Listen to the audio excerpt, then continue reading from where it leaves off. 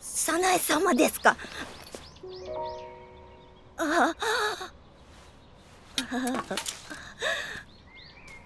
お戻りになられたのですね、早苗様。早苗様だ。早苗様。早苗様がお帰りになられたのですか？早苗様がお帰りになりました。神様のご加護に違いないわ。早苗様、あなたのお帰りを私たちはずっと待ち続けてきました。何かがお役に立ったのですか？早苗様、お帰りなさいませ。よくお戻りになられました。少し寄せられました。でも相変わらずお綺麗ですね。本当にお帰りなさい。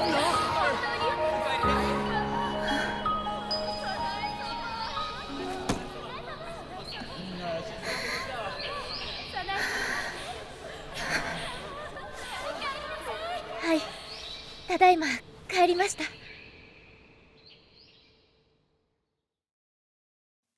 ずっとその手を離さないでねと笑った君とはぐれた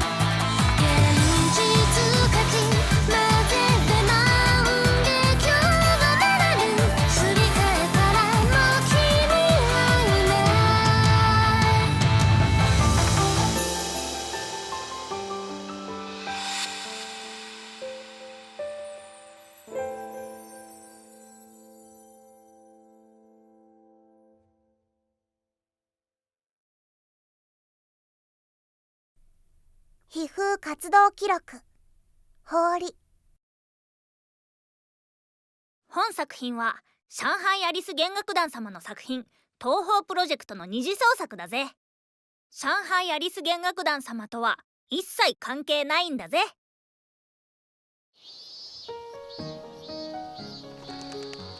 科学の時代だっていうのにまだこんな場所が残っていたなんてね。そうね、蓮子の故郷東京も随分古臭かったけれど、まさかあれ以上なんて。メリーひどいよ。東京はレトロなの。レトロ。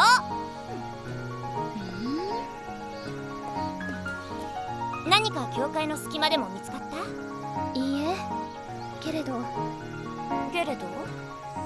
ここの建物の雰囲気、私が夢の中で見たのと少し似ているかもしれないわ。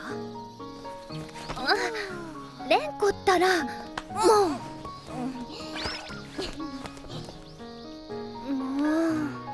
うあれ、メリー見て。今私たちはここにいる。次の角を曲がれば着くわね。どんな人が住んでいるんだろう。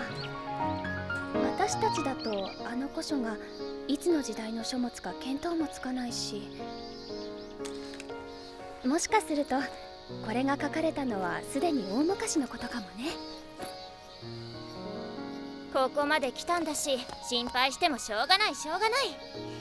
なるようになりますよ。さあ。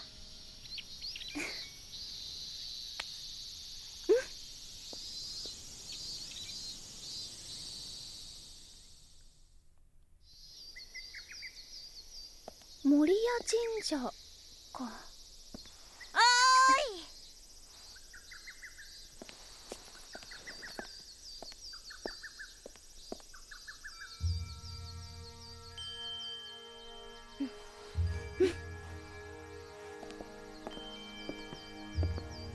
な古びた木造建築、今の京都ではめったに見られないわね。さっき通り過ぎた建物よりも一層古いって感じね。ずいぶん広そうな庭ね。庭の片方が資料館で片方は住宅みたいね。扉が開いてる。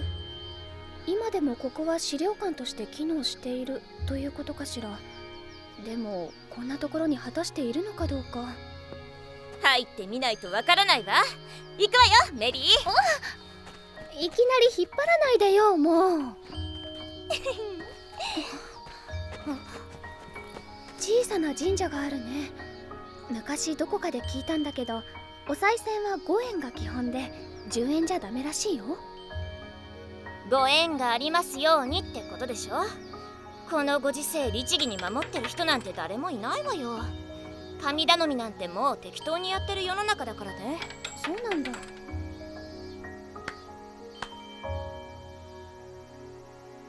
何かしらの教会の隙間感じ取れる？メリー？全然。ここに教会の存在は感じないわ。場所間違えたのかしら。地図見せてちょうだい。あ、向き違ってる。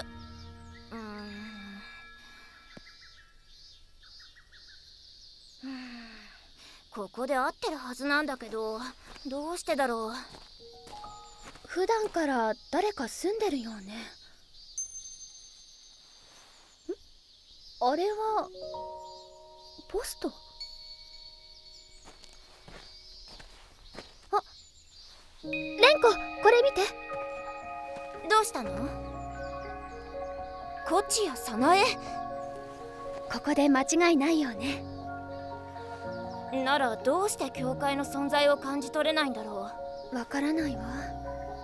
ここに入った途端、何か手がかりがあるのだとは思ったのだけれど、何も感じないわ。それは置いといて、場所が合ってるならもっと奥の方に行ってみようか。ちょっと話聞いてる？もう待ってよ、レンコ。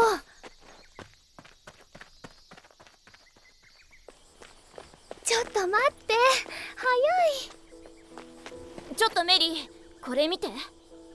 ミシャグジの神って書いてある。ミシャグジの神、確か諏訪で祀られている土着神だったかしら。諏訪大明神とも呼ばれているみたいね。うん。これによると、こっちや家は代々ミシャグジの神への祭祀の秘宝を受け継いでいるよね。でも諏訪大明神はここに逃れてきた竹見中田の神に鎮圧されたと。ああ、缶のポイ捨て。罰が当たりそうね。きっと神様を信じてる人なんてもうほとんどいないから、こういうことになるんだろうね。神の存在は科学的に否定されちゃったしね。神様の伝承と深い関わりがあるこの場所でも何も感じ取れないわね。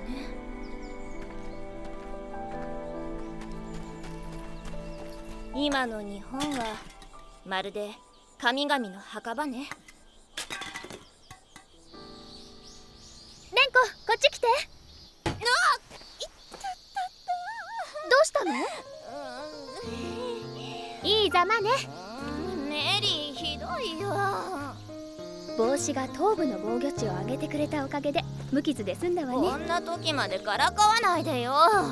カモイ低すぎるよ。話戻すけど、ここずいぶん古びてるわね。神社本来の姿を保つために近代化改修してこなかったようね。このご時世には珍しい管理者ね。レンコ、庭がある。もうレンコってば子供みたい。綺麗な庭。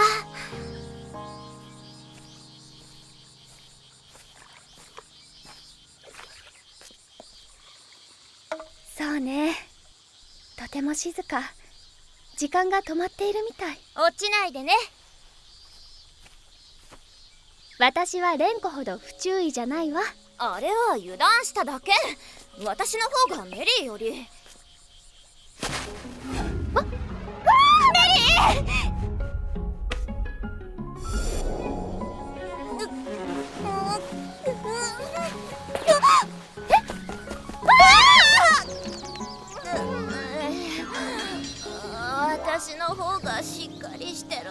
から。ありがとう。どなたかしら。すみません。私たちは早苗さん。そうそう、私たちは早苗さんって人に会いに来たの。早苗。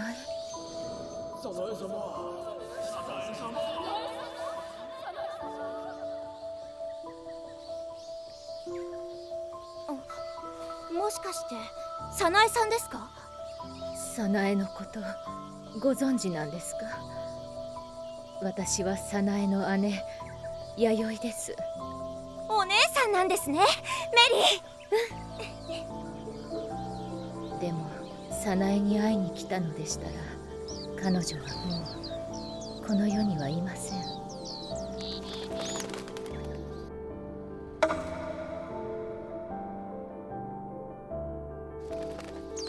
この世にいない。お亡くなりになられたんですか？いえ、私も詳しくは分かりません。あ、でもきっと今でも別の世界で生きているのだと思います。死後の世界ではない別の世界で。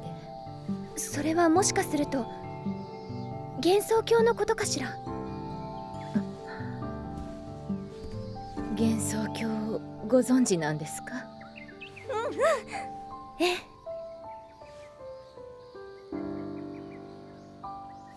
そうですか。もっと早く気づくべきでした。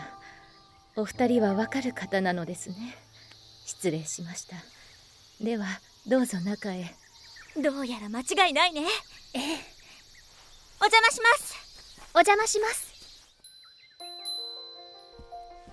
まさか今になって早苗を訪ねてくる方がいらっしゃるなんて思いもしませんでした。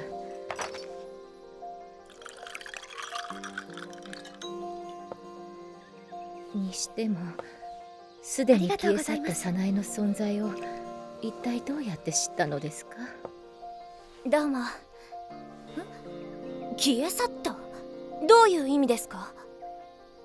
あの時から早苗はまるで最初からこの世界に存在しなかったかのように人々の記憶から消え去ったということです。記憶から消え去る？詳しく説明してもらえますか？亡くなった人が記憶とともに世間から忘れ去られるのとは違うのです。まるで彼女が初めからこの世に存在しなかったかのように。初めから存在しなかったかのように？あなたはオウム返ししているだけね。役所で資料とか残ってないんですか？確かあの年代でもすでに電子データ化はだいぶ進んでいましたよね。どこにもありませんでした。すべての記録が抹消されたかのように。じゃあ表の名前は？私が書きました。彼女に関するすべての記録がない中、彼女の存在を覚えているのは私だけです。すべての記録ですか？すべてがなくなったわけではないようです。はい。少々お待ちください。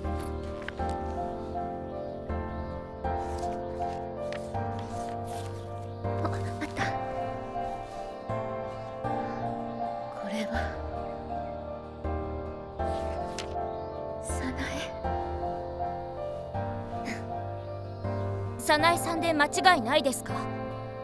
ええ、この身なりはこちや家の風放りの装束に違いありません。なぜ弥生さんだけ早苗さんを忘れなかったんでしょうか？それは血のつながった姉妹だからでしょうか。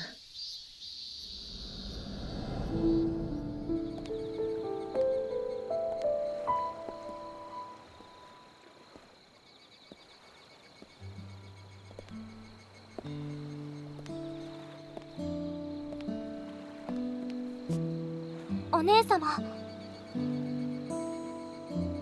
本当に都会に行ってしまうのですか？ごめんね、あっちの大学に受かったから。姉様にしばらく会えないと考えると心が張り裂けてしまいそうです。安心しなさい。定期的に帰ってくるから必ず。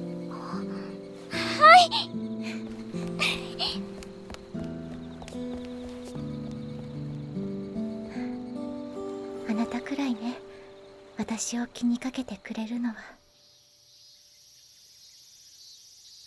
あれから一度も彼女とは会っていません。彼女がどのように消えてしまったか何かご存知ですか？私も詳しくは分かりません。当時私は横浜の大学に在学していましたので。そうですか。あの頃の私は家族とあまりうまくいっておらず、結局大学に通っていた4年間一度も実家には帰りませんでした。話が長くなってしまってごめんなさいね。いえいえ、そんなこと。とんでもないです。続けてください。卒業後しばらくは横浜に住んでいましたが、早苗のことが気になって、そこで一度実家に帰ったんです。その時少し常識外れなことをしてしまい。何をなさったんですか？私は早苗になりすましていました。なりすまし？ええ、私が実家に帰った時にはもうすでに早苗はいませんでした。そして帰ってきた私を見た近所の方々は私を早苗だと思い込んでいました。どうして近所の方々は弥生さんのことを早苗さんだって思い込んだんですか？いくら姉妹だからって双子じゃあるまいし。どう言えばいいのかしら。当時彼らは私のことなどどうでもいいようでした。どういうことですか？その話をするには私たちがまだとっても幼い頃から話さないといけませんね。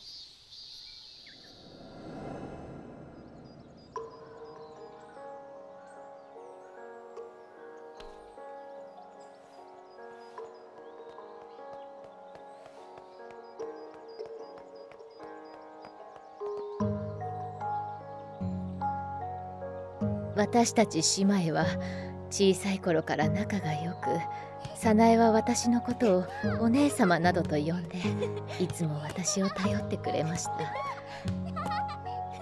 けれど私たち一族は神様の子孫で、最大の使命の一つとして神への祭祀があります。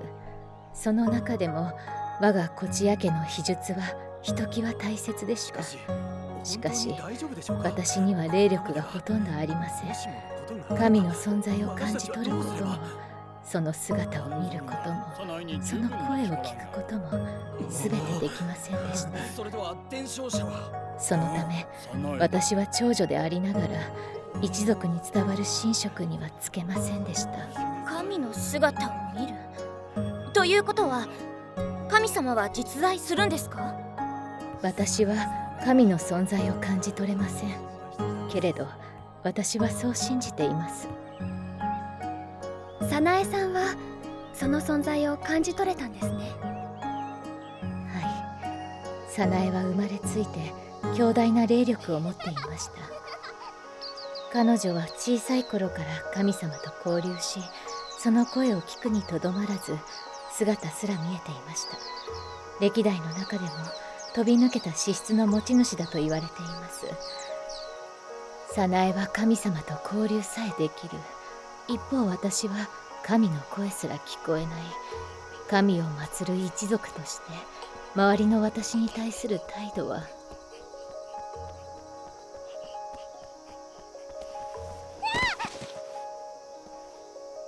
けれど私と早苗の仲だけは本当に良かったんですよ。そんな妹を見て思わず面倒を見てあげないと思ったのです。彼女のこと嫌いにならなかったんですか？あのような扱いの差は子供心に随分響きました。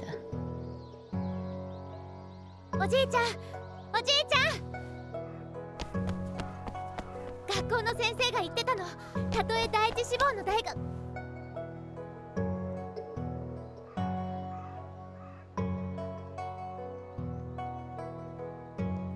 お静かに。正行様は今早苗様への秘術伝授の儀を準備なさっています。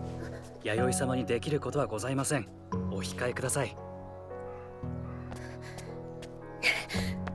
その時私は確信しました。これ以上この家に残る意味はない。こちや家にとって秘術の伝承と神様への仕えは何よりも大切なことですから、私のために心を痛める必要はありません。仕方がないことです。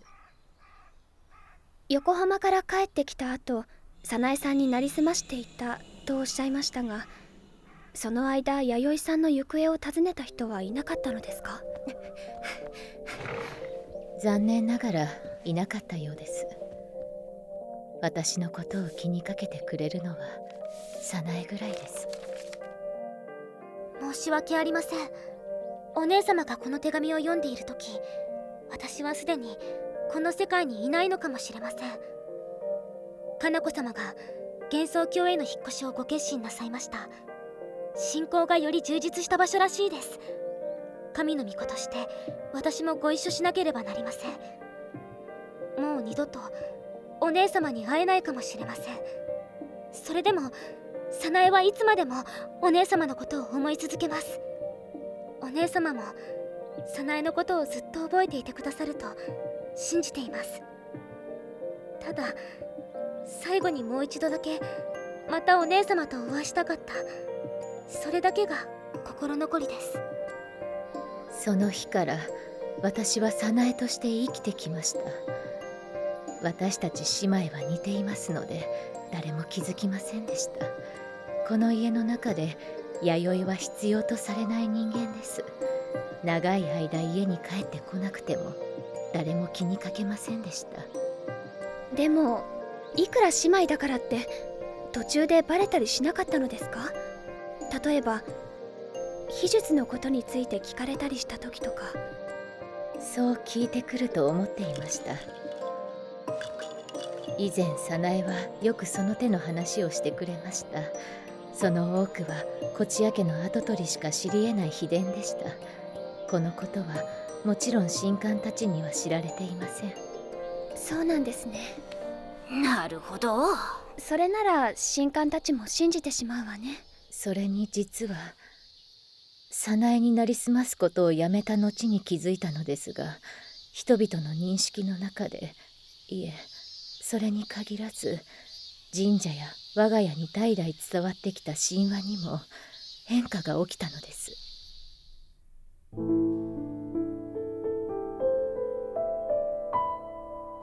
神社や神話の変化、具体的にはどういうことですか？確かここの神社の名前は諏訪神社。神話は竹見中田の神のお話ですよね。内容は確か大国主の子竹見中田の神が国譲りの途中で竹見和地の神に敗れ、諏訪地区まで逃げてきて、そこの神様である御石神の神を征服したですよね。最終的には諏訪地区を占領して諏訪の主催人になっただっけ？はい、変化後の神話では確かにそうなっています。変化後？この話は変化した後の話だったんですか？はい、詳しい原因は分かりませんが、早苗が消えた際にもう一柱一緒に消えた神様がいたのです。その名は守谷諏訪子様です。守谷諏訪子様ですか？私も詳しくは知りません。早苗もよく分かっていなかったようです。けれど記録が変化する前、諏訪子様に関する記載は残っていました。今知られている記載とは違い、当時諏訪地区を統べる神様は御石神の神ではなく諏訪子様でした。そして御石寺の神は諏訪子様のお使いだったのです。御石寺の神は現在の伝承の通りで非常に残虐なたたり神でした。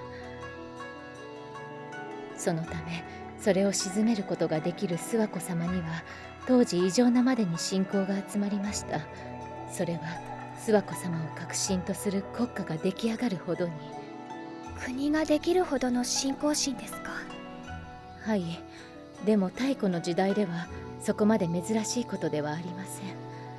その諏訪子様が治める国にある時別の神様が攻め入ったのです。その名は八坂かな子様。八坂かな子様。はい。今の記録の竹見方の神ではなく、変わる前の記録の中では竹見方の神と呼ばれるすべての神は八坂かな子と呼ばれていました。言い換えれば記録の中の八坂かな子はすべて竹見方の神になってしまった。攻め入った際の話は今の記載と重なるところもありますが、簡単に言うと外部の大和の神であるかな子様がこの地に攻め入り、この地を滑る諏訪子様はそれを迎え撃ちました。かな子様に対抗するため諏訪子様は当時最先端といえる鉄器を使いました。しかしかな子様は鉄器の欠陥をよく理解なさっていたようで、鶴と湿気でそれを朽ちらせました。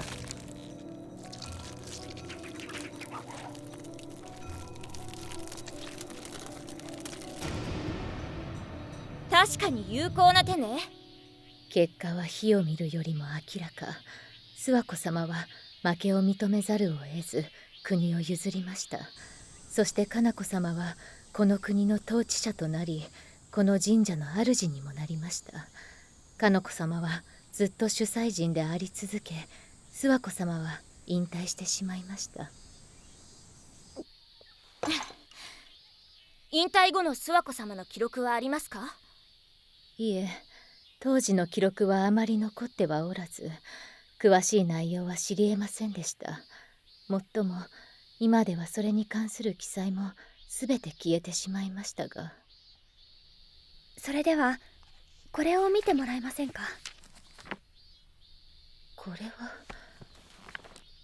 あのお二方に関する記録が未だに残っているなんて。どうやらお二方の神様も早苗さんと同じくその本の中には記録が残るようね。なるほど、それなら理解できるわね。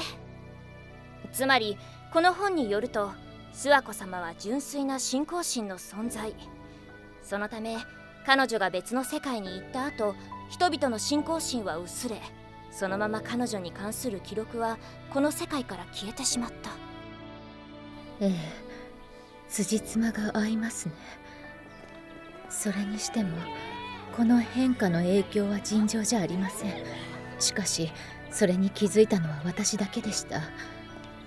そして人々の神社に対する認識は誰も疑問を持たないまま、まるで当たり前のように変化してしまいました。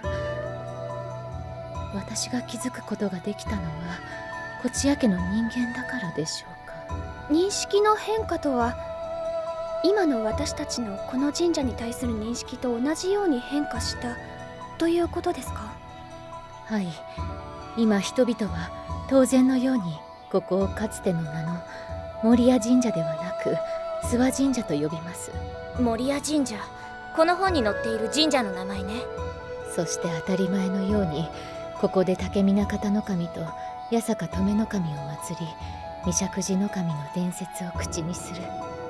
元の神である八坂かな子様と守谷諏訪子様はまるで存在しなかったかのように、私は神の存在を目にすることができませんので、神様がこの神社にいるかどうかは分かりませんけれど、あなたたちが持ってきた本からしてお二方の神様も早苗さんと同様に何らかの方法でこの世界から去ったということになりますね。神様が消え、記録も自然と変わってしまった。はい。その時からこの神社は神様がいないもぬけの殻になってしまったのかもしれません。神は幻想となり、この本でいう幻想郷に入ってしまった。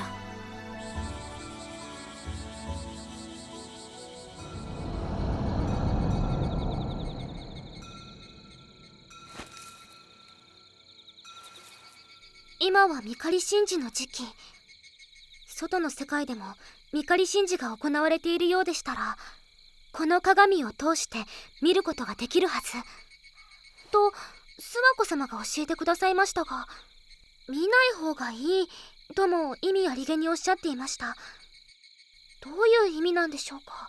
外の神社がどうなっているのか、お姉様が元気かどうか気になってしょうがありません。とりあえず見ちゃいましょう。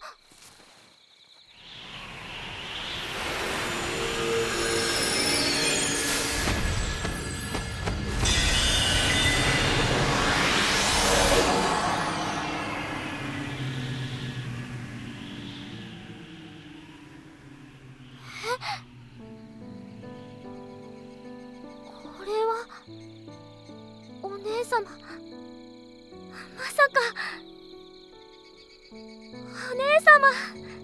さなえ、ご飯まだ？今作ります、諏訪子様。ここ最近なぜか腹の減り具合が尋常じゃないわ。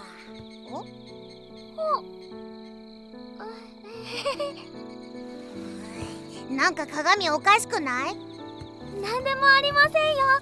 見せて見せて。本当に何でもありませんよ。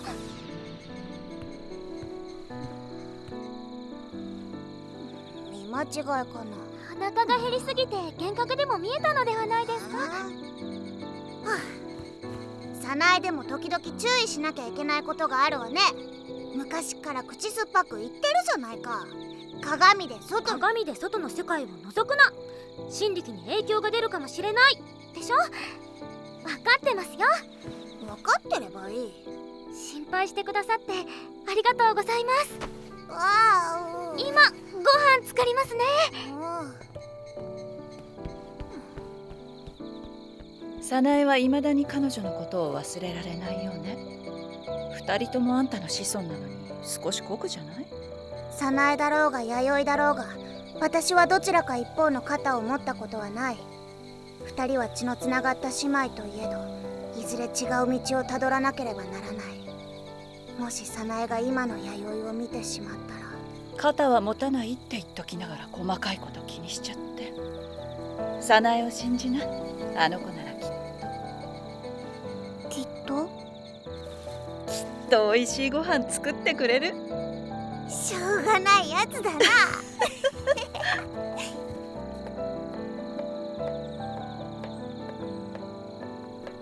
お姉様、ずっとあんなことをしていたんですね。あなたが外の神社にいてくだされば私も安心できます。いつも頼ってばかりですね。迷惑もかけてばかりで、きっと大変だったでしょう。ありがとうございます、お姉様。早苗さんに関する記憶や記録が全て忘れられていたと最初におっしゃっていましたが、横浜から帰ってきた後、早苗さんになりすましていらしたんですよね。なのに早苗さんは忘れ去られてしまったんですか？それは先ほどおっしゃっていた早苗さんへのなりすましをやめたことに関係しているんですか？答えにくいようでしたら言わなくても大丈夫ですよ。いいえ、言います。ここ数十年来誰にも話したことはありません。ずっと私の心の奥底に眠っている、思い出したくもない若さゆえに犯してしまった罪の記憶ですので、あの時の私は嫉妬に心を奪われ、身の回りの真実が目に入りませんでした。身の回りの真実？先ほど申し上げたように、小さい頃から私は早苗との扱いの差から早苗に対して強い嫉妬を覚えると同時に、家族を憎く感じることもありました。ええ、私は憎しみに心を奪われ、家から離れたい一心で横浜の大学に進学しました。そして一度たりとも実家に帰らず、一度も早苗に会わず、祖父の葬儀にさえ出席しませんでした。そこまで。しかし早苗になりすまし始めて2年目の冬、私はある手紙を見つけました。それを読んだ後、私はなりすましをやめたのです。すると部屋から踏み出した瞬間から、人々は私を弥生と認識するようになり、早苗はまるで初めから存在しなかったようになってしまったのです。手紙？どんな手紙ですか？祖父が横浜の私の住所に送ってくれた手紙です。読みたくありませんでしたので、私は実家にそのまま送り返してしまいました。とても驚きました。日頃私など気にもかけない祖父が手紙を残してくれるなんて。そうですよね。中には1枚の写真が入っているだけでした。写真？小さい頃の私と早苗、それと祖父の写真でした。祖父は私と早苗の頭を撫でながら、私と早苗はとても朗らかに笑っていました。そんな楽しい時期もあったなんて完全に忘れていました。この写真は私の記憶の呪縛を解き放ってくれました。私の記憶の中では嫉妬と憎しみ以外にも愛と幸せもあったのです。けれど私はそれらを完全に忘れていました。祖父は亡くなる前にあれほど私に会いたがっていたというのに、私は身勝手な考えで帰りませんでした。早苗も私が約束を果たすのをずっと待ち続けていたというのに、結局私は一度も会いに行きませんでした。私はそれでもまた早苗に会いたい。今でも毎日そう願って。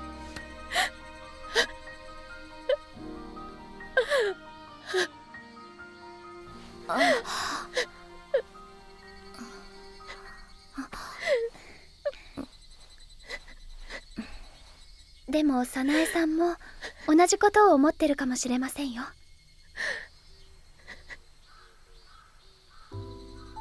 あのおばあさん、ずっと独り身みたいね。このままだとこちら家の神様の血脈は途切れちゃうのでしょうね。神様が信仰されないこんなご時世で、神様の血を継いでいるとしても何の意味もないわ。そうだね。なんか悲しい話よね。けれど数十年間ずっと心の奥底に閉じ込めてきた秘密を打ち明けた分、彼女も今後少しは楽に生きられるでしょうね。一つ分かったことがある。この本に記載されている内容こそがこの世界の真実なんだ。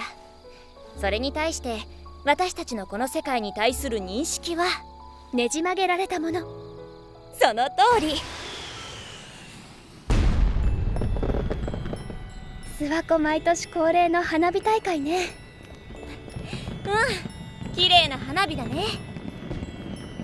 けれどこの美しさの後ろに隠れた真実は、もしかするとこのうつろな美しさよりもはるかに残酷なのかもしれないね。美しかろうが残酷だろうが、その背後に隠れている真実を見つけ出すことこそが私たち皮膚クラブの役目だよ。美しかろうが残酷だろうが、真実を追い続ける。いつか機会があったら私たちの発見を本にまとめないとね。そうね。じゃあまずメリーのペンネームから考えようか。もう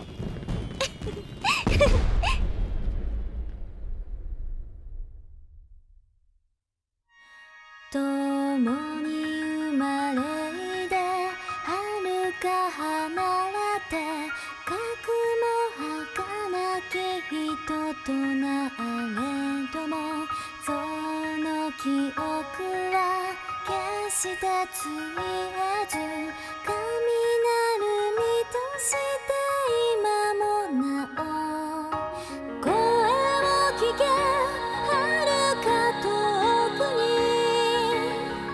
隔てた世界の向こう側その声が響くならいつかその耳に届け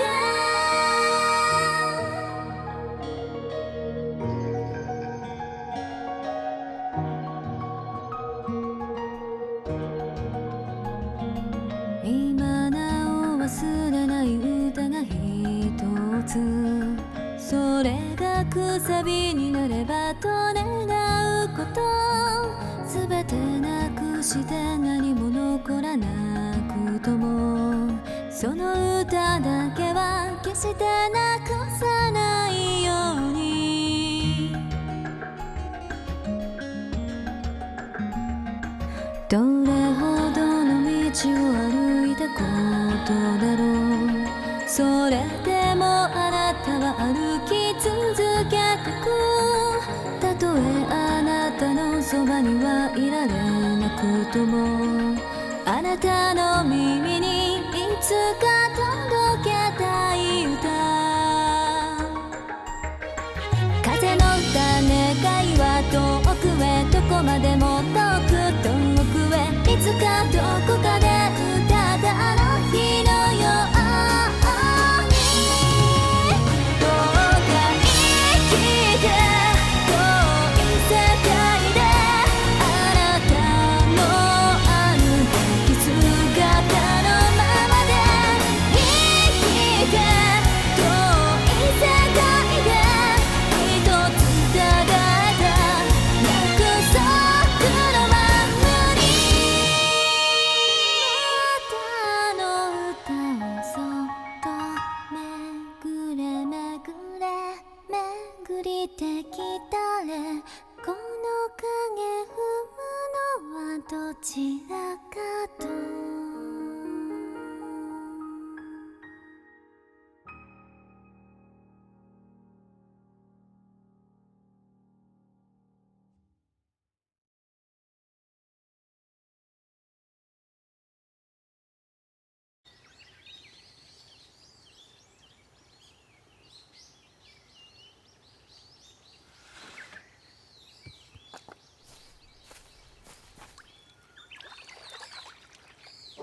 元気かな早苗。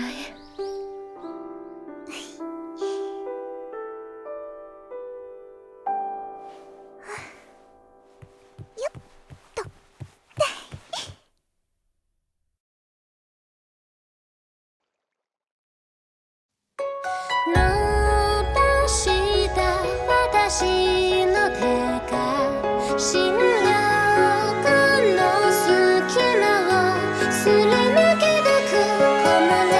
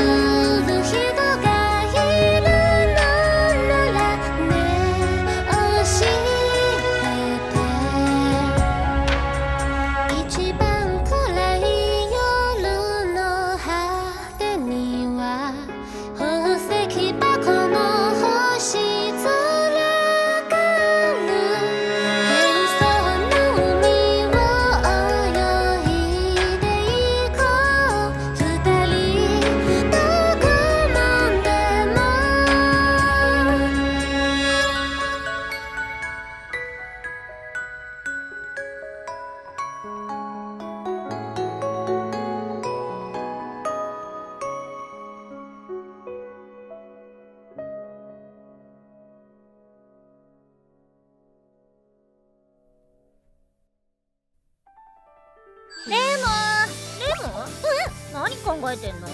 なんでもない。今回一瞬たりとも出番なかったとか考えてた？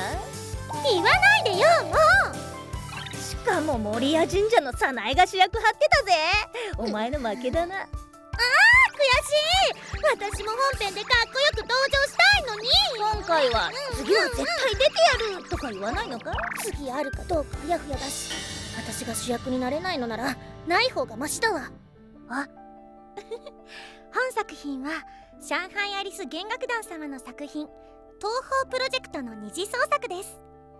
本作品は上海アリス弦楽団様と一切合切なんにも関係ありません。まだ時間あるよね。じゃあ私の話しちゃおっかな。だって本編では全然話す